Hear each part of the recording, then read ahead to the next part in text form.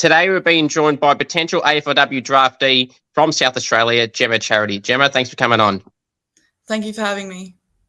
No worries. So tell us a bit about yourself, what type of player you are and what got you into footy.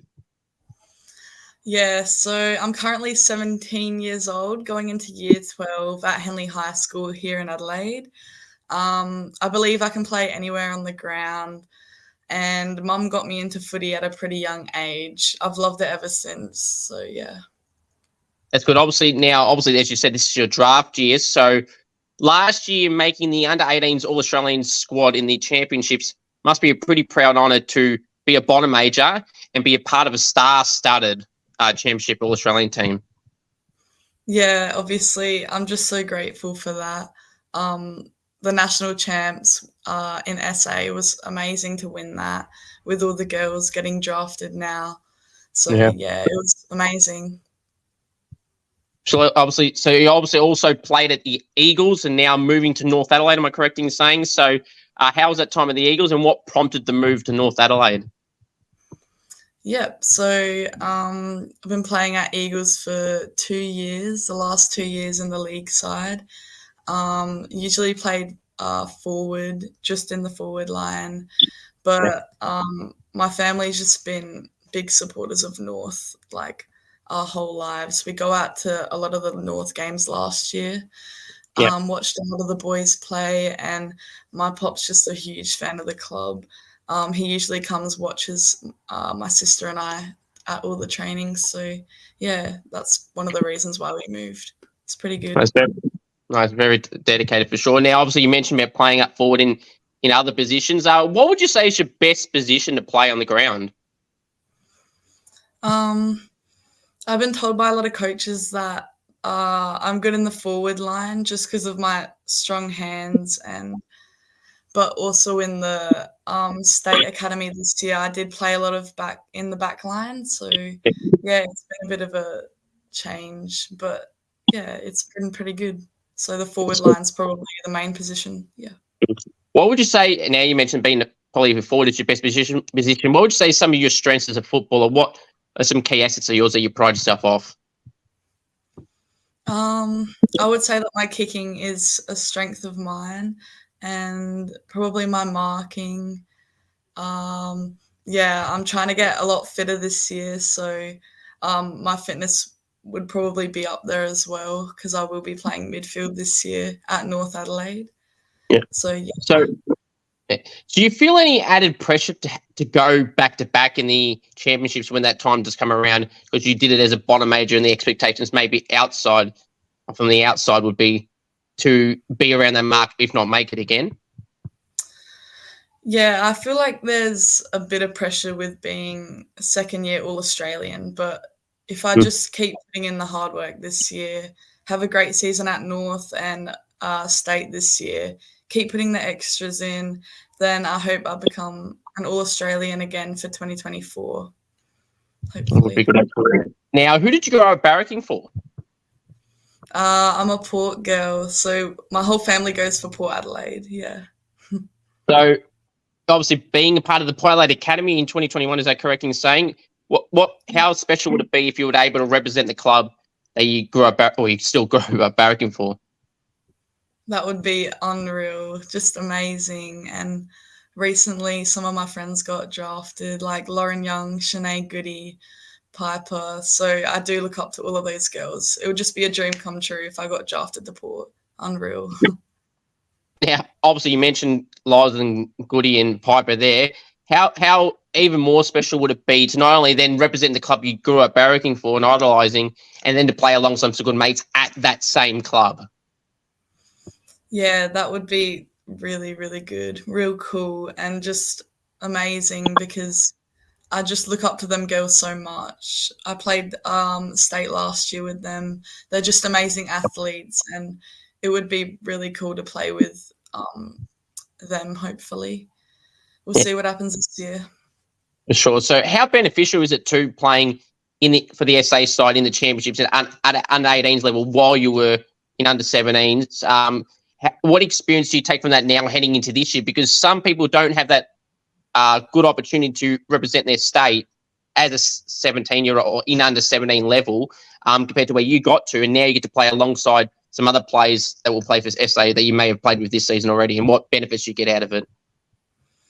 Yeah, so obviously I was 16 playing in the States side last year. I was pretty young, like Goody and Lauren Piper, they were all 17. So I did really just want to take the opportunity on board with that. I just, I look up to them so much. They just inspire me to become the best player. But now that I'm in the top age group, so I'm 18 this year, I think it's my time to be an idolize the young ones in our state team now. So my goal is to also become a leader in the state team. So, yeah.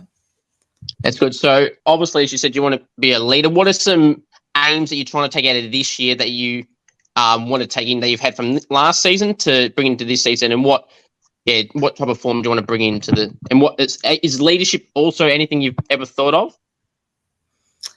Yeah, obviously it's my draft year, so I want to focus on my football, trying to improve my strengths and also my weaknesses as much as I can.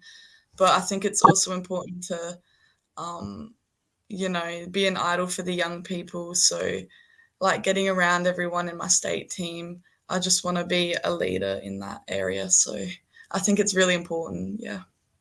Very good. So, speaking of the championships, who would you say is one of the toughest opponents you had to match up on? Because, again, the majority of those girls would have been drafted this year or in their draft year or technically this last year now. But who would you say some of your toughest opponents you had to match up on? So obviously, you did pretty well still to make that All-Australian team, as we mentioned. Yeah, so do you mean in SA or just around? Say when you were in the championships, who did you have to match up on from another state that you feel was one of your toughest opponents? So I think in Queensland, there's Ava Usher. She's a young rising gun. Yeah, just the way she plays, athleticism is really, really good. And another draft prospect that's high up there, Havana Harris. They're both really, really good athletes. She's very tall, and I think they're just two players to keep an eye on this year, playing the national champs. Sure. If you were to use a AFL or AFLW player comparison to yourself, who would you try and best compare yourself to, the style of player that you play like? I would say someone like Anne Hatchard is someone how I would like to play for this year. She's a midfielder, inside mid, also switching in the forward line. So, yeah, she's just not afraid going in for the ball, sneaking in some cheeky goals there. So that would be nice. Yeah. Absolutely. Have you been given any advice from any AFLW players that have kind of been around the mark at any of the SA trains or for the Eagles in your case last year, or any people in the coaching ranks or anyone in particular that strikes out that's given you any advice how to handle this year in particular?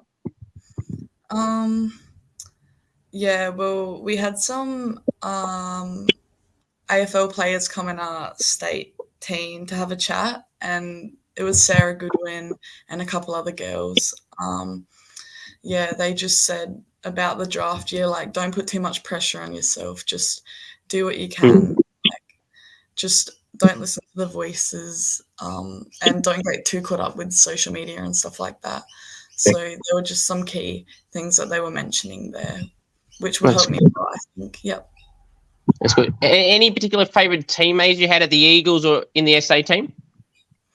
Yeah, Loz Young was one of my really good mates. And yeah, I've just been, we went to the same school and stuff like that. So I've been really close with her, and it's just amazing to see her get drafted last year now. In the pre-signing, she's amazing. I look up to her so much. Yeah. Actually, Port Adelaide, I've been saying on my own channels for ages, but they nailed the draft before the draft even started with Loz and Goody and Molly Brooksby as well, and then a few others they got in the actual draft, Piper and Alyssa Brooke as well. So they did very well to dominate that period. But I want to speak about Lauren for a little bit. People always talked about this year like she was a clear number one pick. If she was in the open draft, she would be number one pick. What is it about Lauren that's makes her get talked about how good she really is, because even at a young age, even through those knee injuries she had, she was so dominant and getting talked about years out until their draft this year. Yeah, so I was really close with Lauren, and we still are. With her ACL, I think she's a really positive person, but deep inside it probably got her down a bit. But mentally, she had that support around her, like all of her friends and stuff getting around her. And then when she came back after doing her ACL, that's when everyone was really getting around her. I got around her a lot, usually texting her, messaging her, just checking in sometimes as well. Yeah, and she's just an amazing player. Like, her hands are amazing. The way she just like bodies and then marks the ball, that's a really big strength of hers. And also just finding ways to get through. Yeah, she's just amazing. And I really look up to all those girls. So, yeah, it's been That's really good. Any particular nicknames you get given at any of the clubs or teams you've been a part of that you like or dislike, or is it pretty basic? Oh, some people just call me Jem or Chazza, Charity, stuff like that. Nice and basic. Yeah. Is at any of the teams you've been a part of, was there any coaches' pets that struck to mind?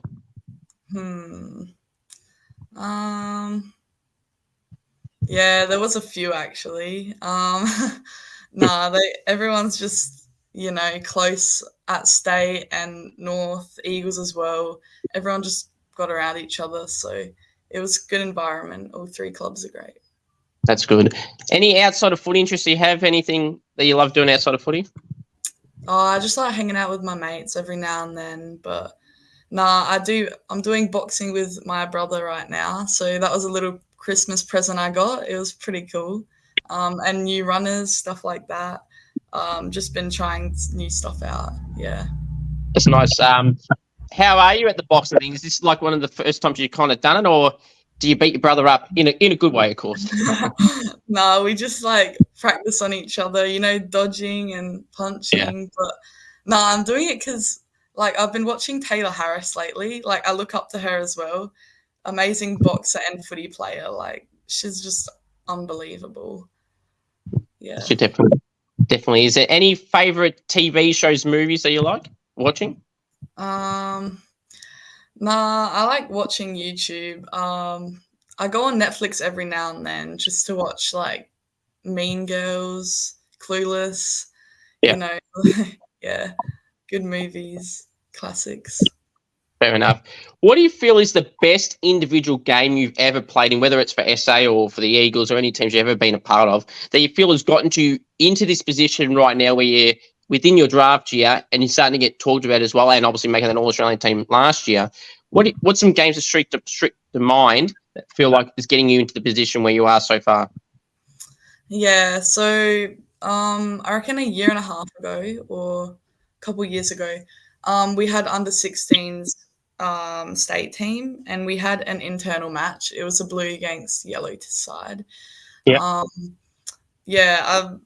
I just think that was honestly the best game I've ever played.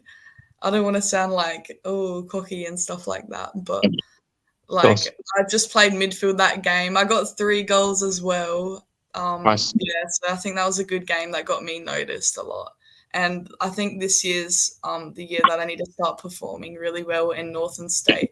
I don't want to put that pressure on myself, but I think this is really my time to shine and just do everything I can to get noticed. Yep. Yeah. So, fun fact for everyone too listening, we actually tried to do this interview yesterday and we had terrible connection with weather and thunderstorms and everything like that. So I'm going to mention this again, Gemma, but now when we're talking then, you're saying about loving goal celebrations. So mark a goal of the year. Which one would you rather do? Oh, goal of the year. Absolutely. Absolutely. Why in particular? I mean, I agree with you, but why in particular do you feel to choose a goal over the mark? Because everyone talks about it. Everyone's like, oh my God, look at that. Oh, I guess it's the same for both, but just I feel like kicking a goal would be unreal. Absolutely, especially if you're playing as a forward, you'd be more poly inclined for that. unless you're Jeremy Howe and does marks every week for fun for Speckies, I think goalie is probably a bit more easier, at least to do more often. And it's nice to hit goals. If you were to describe this goal of the year for yourself, if you were to be able to hypothetically choose whatever type of goal you want to get goal of the year, what would it be? Would it be like a torp? Would it be a check side, outside 50? What would you have? I reckon something like a little bit of Dan Houston. Outside the 50, on the siren, bang, through the sticks. That would be pretty cool. Speaking of that Dan Houston game, how good was that? I mean, that pressure, it was a wet conditions, outside 50. He's known to be a decent distance kick and accurate kick as well. But under that pressure, I know it was a home and away game, still a lot of pressure in the rain-ish conditions. That pretty bloody impressive that was. God, I know. It was so bloody good. I think that's everyone's kid's dream to do that. Absolutely. That's probably one of the – I describe that as – I know it didn't get goal of the year, but I feel like that was goal of the year purely for the fact of the distance, the moment, the conditions, and things like that. Pretty stiff there. Houston, we have a problem. In the AFLW, who do you feel is the best player in the competition? I mean, just in general, not necessarily this year, but overall, because it's really so hard to choose. I know Monconti won it this year by 7 votes, but I thought it was a bit more equal than that. Obviously, Jazz Garner, Ash Riddell, Ebony Marinoff, and Hatchard. Who would you say, Laura Garner, who would you have in that category? I'm just going to say like a couple of classics here. I reckon Erin Phillips is just a role model for young women, like, besides her footy as well, she's just a great person, and like all of her achievements are just outstanding, playing basketball, then footy, and then her age as well, it's just unbelievable. Also Taylor Harris, as I was saying before, I look up to her a lot. Been doing some boxing and stuff.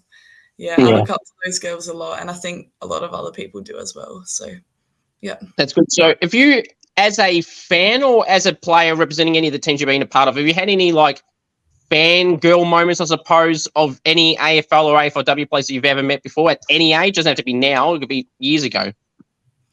I honestly work in Henley Square, so a lot of the Adelaide Crows girls and some Port girls come into my work every now and then, and I'm just like, oh my god, and then I run out the back, tell all my managers and everything, and then they're kind of like, who the hell is that? And I'm like, are you kidding? Like, for example, we've had what's her name? A girl from the Crows in there, and it's just like I always ask for a photo and their signature. It's pretty cool. That's good. That's actually pretty cool. I mean, I've heard you. I haven't really heard those type of examples before, where you're in a workplace and you see an AFL play and you're like, you're kind of probably torn a little bit. Like in your mind, you got your footy hat on. You're like, nah, I'm talking to them. I don't care what I'm doing or what I'm meant to be doing. I'm putting that aside. The other customers can wait. But then again, on the other end, you're like, I don't want to get in trouble. I don't want to make it too long. Still a pretty cool experience, so for sure. Now, who loves the limelight, the attention and the camera? Any of the SA teams or any of the AFLW sides you've been a part of? Who would you say loves the limelight, the attention and the camera a lot? And they know exactly where the camera is when there's a game on or anything. I'm going to go back to Lauren. She just always, every single time she sees a camera, she'll pose. She'll be like, put the camera on me. Come on. She loves it. Same with Goody, Elaine. But it's all a bit of fun as well. It's good. I know Griggy definitely does. I don't know if you've ever seen it, but I did a golking challenge of her the night before the draft, actually. And funny story too about that, which I've kind of said already on my podcast, but we actually got to Gotch's Paddock. I don't know if you've been there before in Melbourne, at Melbourne's training ground. They have their goals set up, but that ground and the Collingwood training ground, Holden Centre, it is both under renovation at the moment. And I knew the Collingwood one was, but not the Melbourne one. So we got there, and there was no goalposts. They got rid of them so they make sure no one goes on the ground. So we had to compromise. They had a soccer ground and a NRL ground where Melbourne Storm and Melbourne Victory train, and it had, the rugby goals, which aren't really proper goals, but they're something. And then I think where they put all those goalposts that were on the Collingwood ground and the Melbourne ground, they were all shoved in the corner of that, near that room.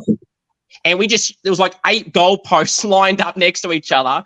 So we had to compromise because there was no ground close to there. in that Yeah. moment. So just had to compromise and did it there. A very interesting one with Griggy, but no, Griggy's a ripper and an Energizer Bunny, as a lot of people say as well. Yeah, she's a great one. We love Griggy. For sure. If you could poach any player or players from another club, let's say hypothetically join the Port Adelaide AFLW side or AFL team, who would you like to poach and why?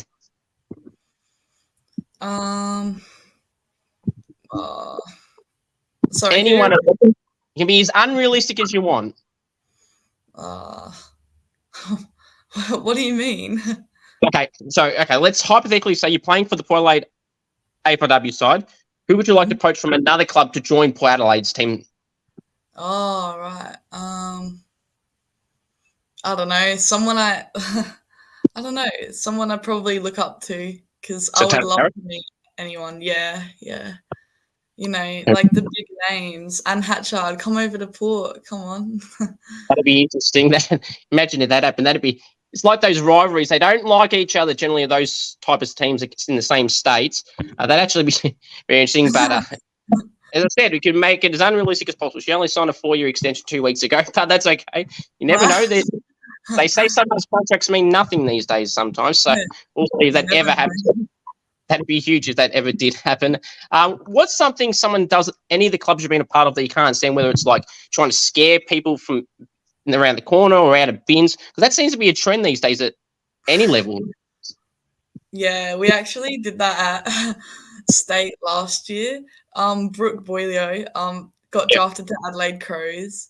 Yeah. So every single time before state training, all the girls would she would always run up, behind the door, and then as we're walking inside from training, she would be the first one there, jump scares everyone, and everyone's like screaming.